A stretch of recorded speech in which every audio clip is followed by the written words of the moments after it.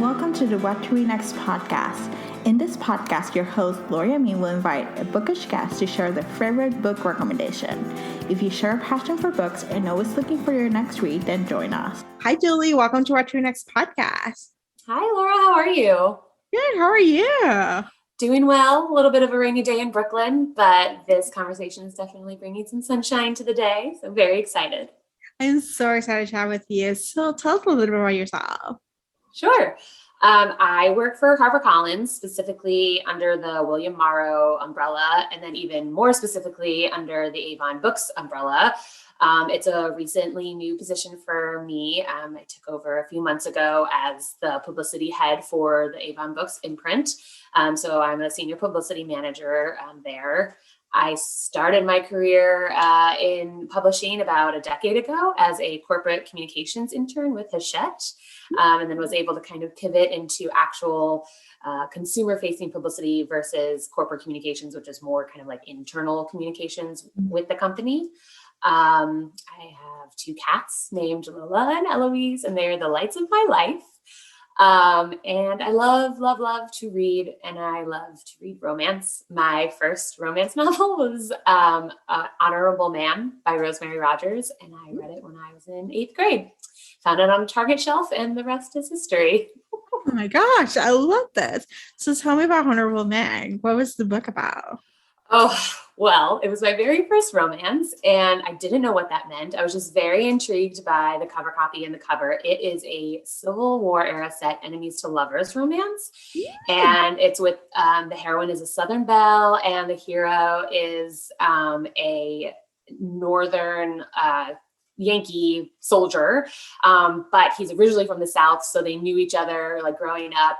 But he goes off to fight for the North, and she sees it as a betrayal. And it was just so amazing. I shared it with all of my friends. I just really loved it. Probably because it was just so unexpected. I didn't know what to do when I got to the first sex scene. I was at a holiday party with my family, but no one was in the room. Everybody was like in the kitchen, and I was just off reading in a corner as per usual. And I'm sure all of our bookworm friends and listeners could agree and know what that feels like.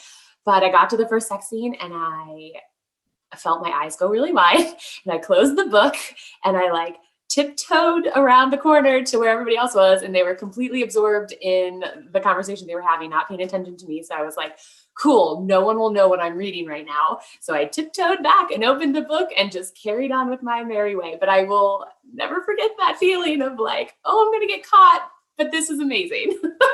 Oh my gosh. Yeah, I would say my first sex scene was Forever. I think Judy Blume's Judy Blume's YA, risque YA, Nice. And then I didn't read romance until 2016. So I knew there was like some sex scenes in women's fiction, but it wasn't as prevalent as when I started reading romance, and I was like, oh my gosh, the world opened up, And I mean, in 8th grade, you're what, like 13, 14. Yeah. So like, I think that was also my just first exposure to kind of like sex on the page, and not necessarily like a closed door or like a fade out kind of thing. And of course, I mean, I wasn't allowed to watch rated R movies at the time. So like even the PG-13 movies and like sex representation in pop culture was still very kind of muted. So I think that's why that experience has stayed with me for so long that I vividly remember it. I remember how I felt. I remember time, date, place, all of that jazz.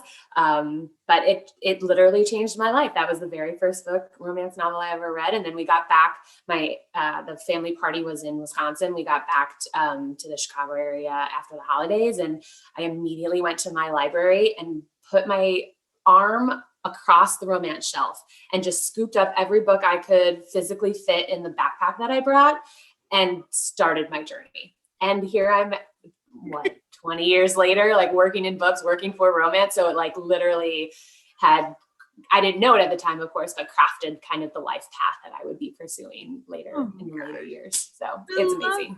I love it so much. This is so exciting.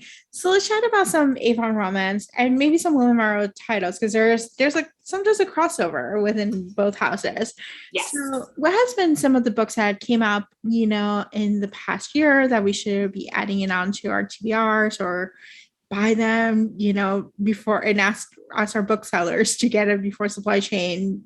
Oh, yes. Well, so all of these questions, when people ask me, like, what are you reading? What should we buy? All of those kinds of questions, they're very hard to answer because trying to pick a favorite book is like trying to pick your favorite child or your favorite pet, which usually you don't have one. So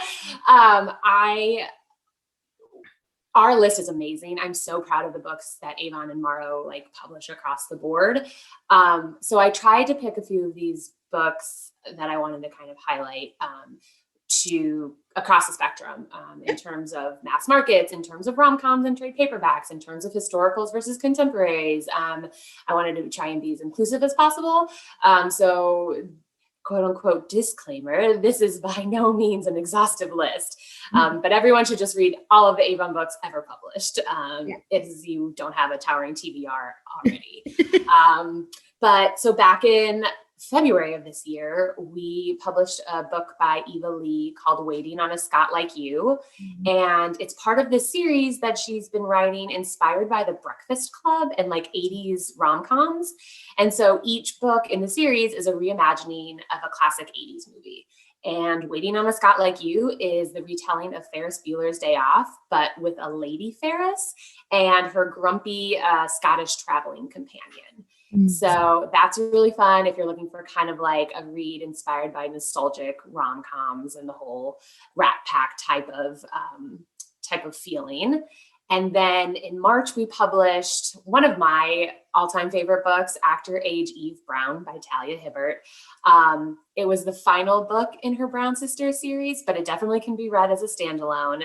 And it basically is about the youngest Brown sister who is kind of a hot mess express and like just feels like she can't ever do anything right. So she kind of goes on this journey of self-discovery. She like flees her home and she quite literally crashes into the life of an uptight B&B bed and breakfast owner. And the shenanigans kind of happen from there. He's very uptight, he's very straight-laced, and she's very kind of like wild child. And so it's a lovely kind of romance to see bloom between them two. It's also inclusive romance because it's an interracial couple, and actually both characters are on the spectrum. So I thought Talia does such an amazing job kind of writing real stories and real characters that have kind of like real relatable type, I don't want to say issues because they're not issues, but like just kind of mountains to climb. Yeah, like life challenges. Absolutely. And it's like you kind of see the reflection of real life and real people in her books, which are amazing. Yep. And then a little bit more recently, but still, if you can believe it, a few months ago, in July, we published this book called The Viscount Made Me Do It, which is by Diana Quincy. And I love it because, again, it's another inclusive romance. The heroine is of Arab descent, as is Diana. And the heroine fits into this kind of trend that I've been seeing have an uptick, like unusual historical heroines, basically, where the heroine has a profession in this Regency England time era as a bone setter.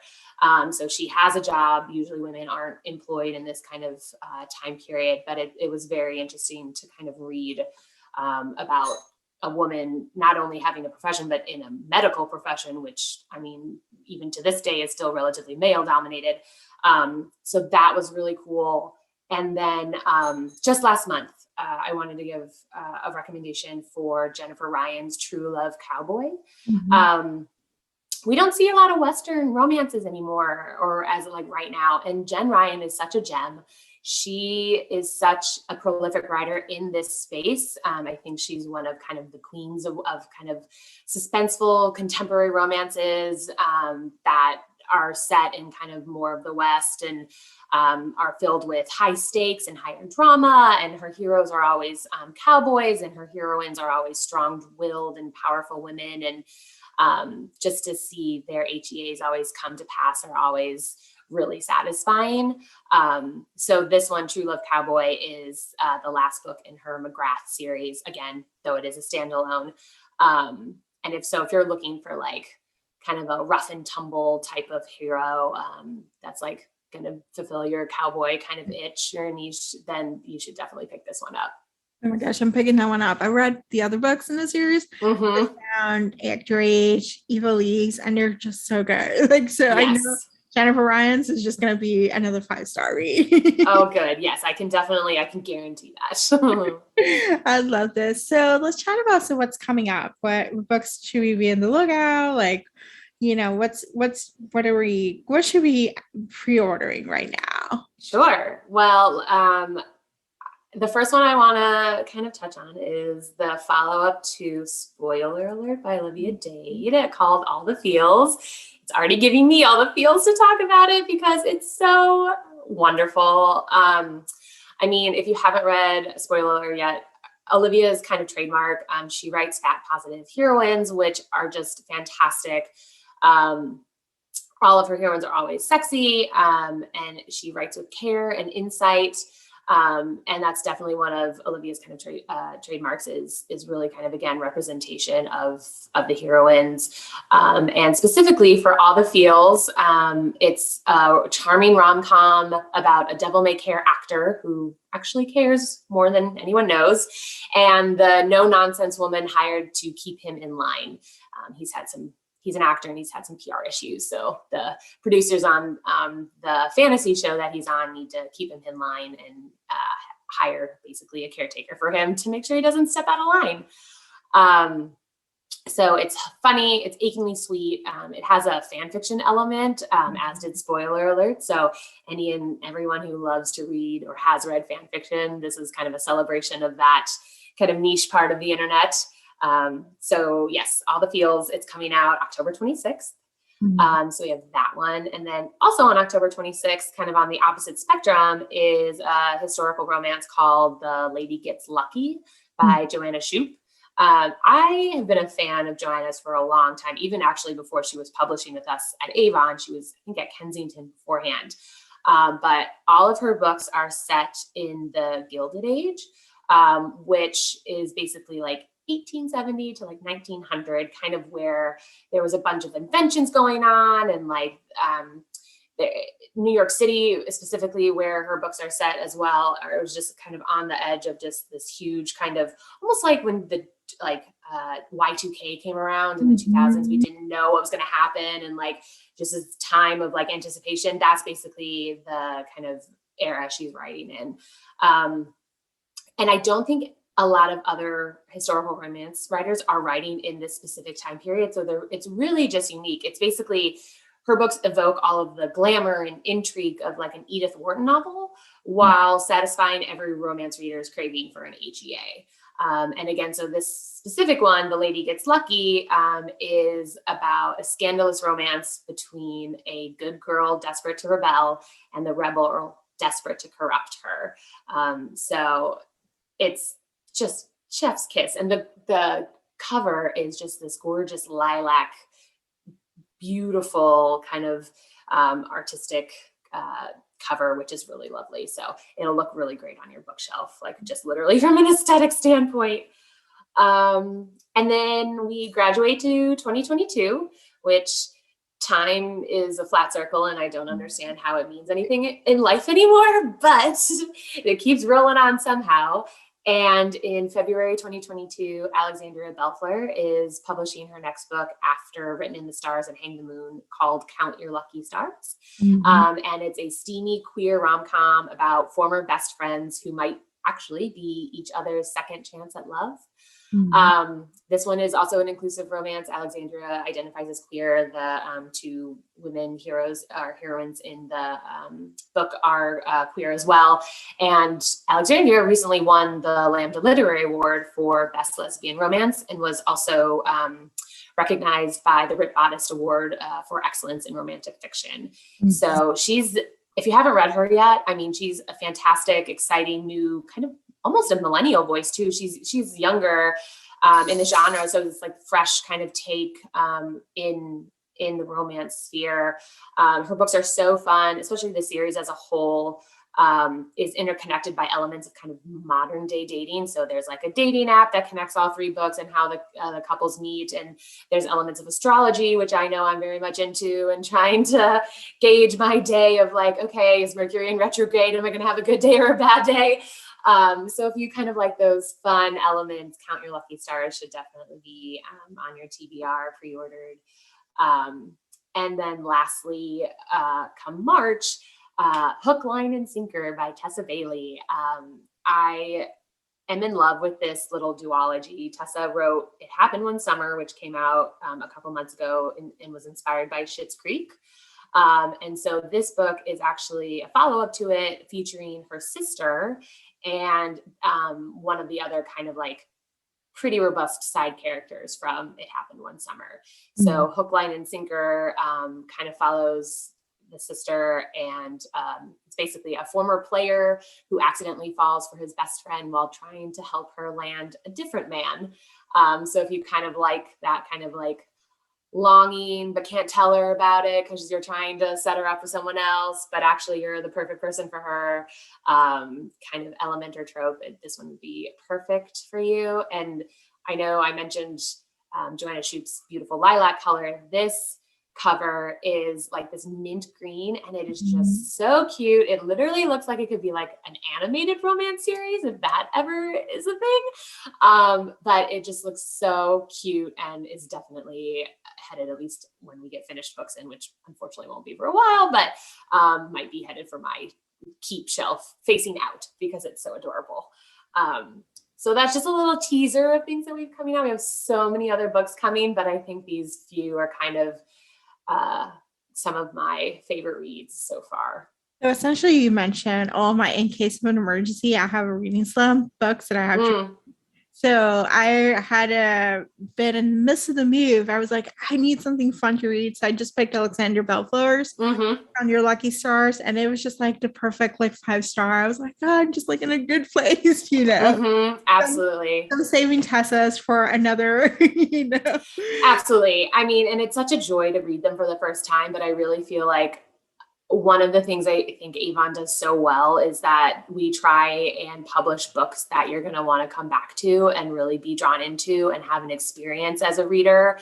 And not only do we want you to have such a great experience reading the books, but we want you to kind of invest in our authors as well, and like really kind of be able to appreciate their bodies of work and just support them as best you can, if it's following them on social media or if it's pre-ordering their books or like attending their events and things. We just really kind of value the genuine connections our authors have been able to make with readers and things like that. And then it kind of transfers over to us as Avon people when we're able to do Kiss Cons or see you guys kind of in different capacities, and really just kind of creating a family. And it's all based around books, which is so, so lovely, because I mean, keeping to come back to them and just know that you're going to get the best kind of feels and come away happy. And sometimes you just need to know that something's going to spark joy, and it's like a guarantee, it's a given.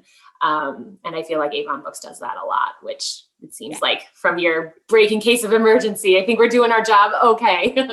Yes, it's like my in case of an emergency. I was like, I need something to pick me up, and I was like, this is what I need to read. So I think you have amazing authors who are not only, I've had the opportunity to talk to them, and they're like so knowledgeable and so sweet and so great, and they're like ready, you know, to write amazing stories that can transport you out of, you know, the rut, you know. Absolutely. And we want them to also be kind of like, I know I mentioned this with Talia, reflective of all of the readers that we serve. And like, we're always trying to go and find those kinds of stories, whether it be on a diversity track, whether it be on a LGBTQ track, whether it be on a like different size, shape, religion, spirituality, whatever it might be. I think one of the beautiful things about love in general is that it could be self-love and a journey discovery of like maybe your career is your love, and that's okay. And you're going to be the best damn thing at whatever your career is, or maybe it's familial love, reconnecting and having these beautiful stories like Jill Shalvis writes about sisters or moms and daughters and things like that, or even if it's romantic love. Being able to kind of celebrate love in all its forms is definitely one of the tentpoles we try to do here at Avon. And you guys are always letting us know what you like, what you don't like, what you wish you could see more of, all that kind of stuff. And we love that kind of feedback. Absolutely. Yeah, I love diversity. Like it was the first couple of times I've seen myself in a story was You Had Me at Ola. Yes. I'm from Puerto Rico and I'm from the island. So I was like, I remember I got a chat with Alexis. I was like, you got the island right, because it's not the same as like, like people from the island is different from Puerto Rico as opposed to people from New York who are Puerto Rican descent. Two very different experiences. And so here, seeing my story, I was like, yes, I live in a gated community and I have this kind of life, and then like being able to see reflected in the story and in romance, I was like, this is like what I need to read more. Like this is my experience that I may not be able to share with like all the people, but I can I can see it in a book, and it's pretty amazing. I love Alexis Daria. I mean, her A Lot Like Adios just came out, I think last week. Yeah. That's also a slight plug. Everybody go buy that one or rent it from your library. Alexis is a fantastic writer. I mean, she hooked me when her first series came out. I think it was only an E about the dancers, the ballroom dancers, which the title of the first one is escaping. Dance All Night, I think, or Dance something. Yeah, I'll put in the show notes. Perfect. Yeah, she's a great writer. Her books are so good. They're so funny too. Yeah, she writes great characters. Yeah.